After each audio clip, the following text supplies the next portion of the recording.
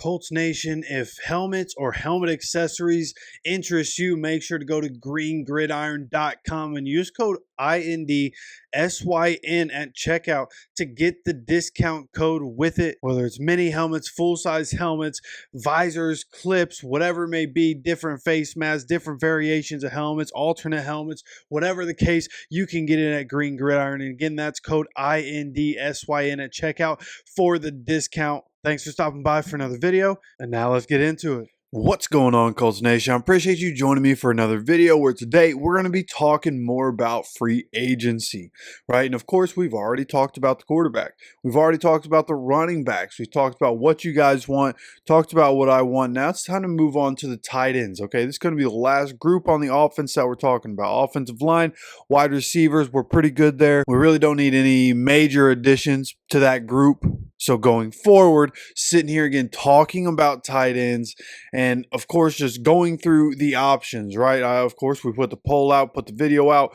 What were the options that we came up with, just in case you didn't see the poll or the last video? And for tight ends, we had Zach Ertz, Mike Gesicki, Juwan Johnson, and Mercedes Lewis. And with these four picks, and you know, one of the things that we talked about, yes, we're probably going to get one in the draft as well at some point. Like, there's some really good tight ends coming out. I'd be shocked if we didn't get a tight end at some point in the first 3 rounds of this draft.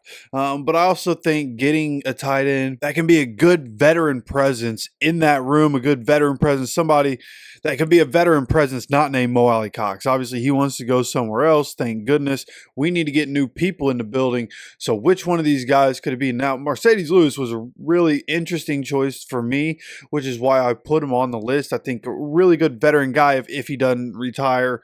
I mean, really good veteran, solid player. You know what you're going to get with him. He can run block, and he's as good as a red zone threat as you're going to find in the NFL, right? You know you can depend on him in the red zone. So I thought that was an interesting choice. Juwan Johnson, another really interesting choice, somebody who showed a lot of flash in his career, but of course, you know, during his time with the Saints, quarterback play been very inconsistent, very up and down. So his numbers have been up and down, and I think that affects the way people view him. And the reason, you know, people don't really talk about him is because everything's been so up and down. And of those first 2 options, right, of the 225 votes that happened on that poll, Juwan Johnson gets 8%, Mercedes Lewis gets 5%, right? So when you look past that, there's a lot being allocated to the other 2 guys, right? Zach Ertz, Mike Gesicki. And this where I knew it was going to be between these 2. And it was actually much closer than I thought. You know, the first couple polls that we had, the quarterbacks, Justin Fields gets 68% of the vote. When you look at the running backs, the 2025 NFL draft gets 65% of the votes. In this one, we have Zach Ertz, who I voted for.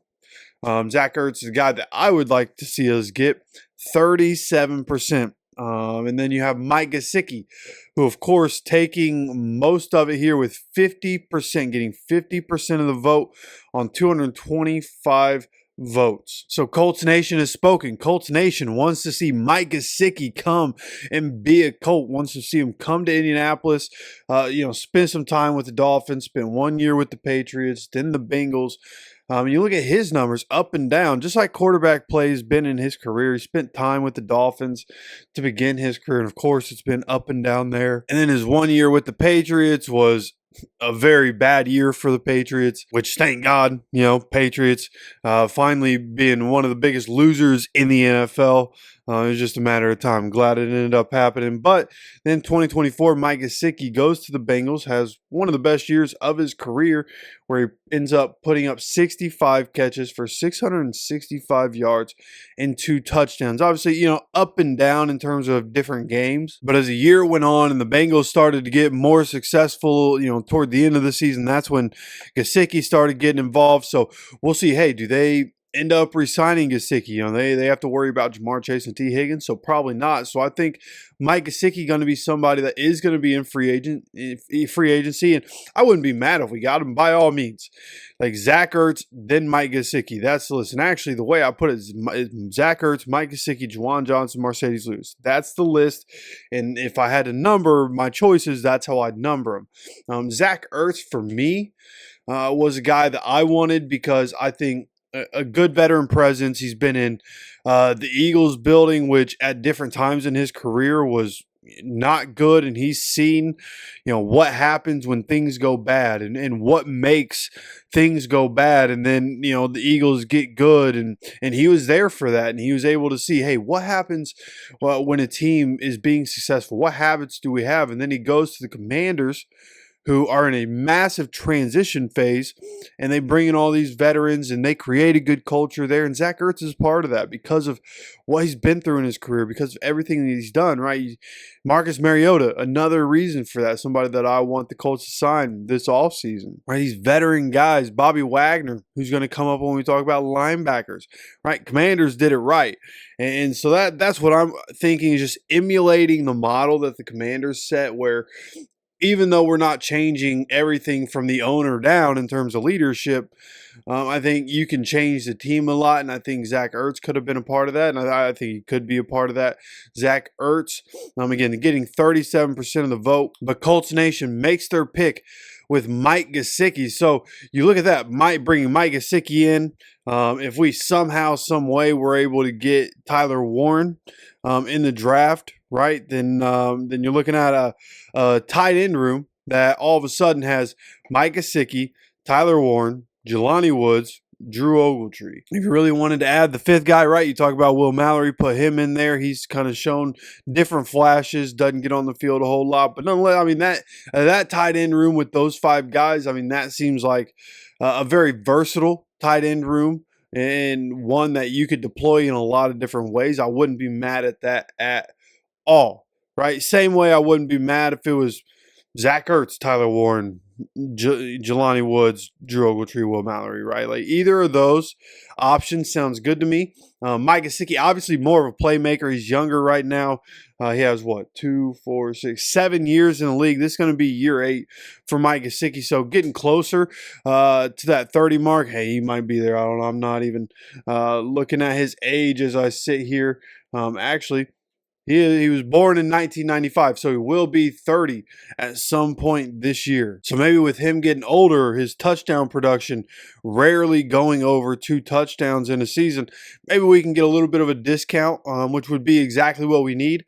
That's part of the reason I want Zach Ertz as well, is because as we continue to construct the team, like, you guys have to be able to abide by the salary cap. So we're going to put all this together. Once we get to the end, then we'll do a video afterwards about, hey, this is what you chose. This is what the salary cap would look like. We'd have to release these players, and this is what my salary cap would look like, and this is how we would have to do it.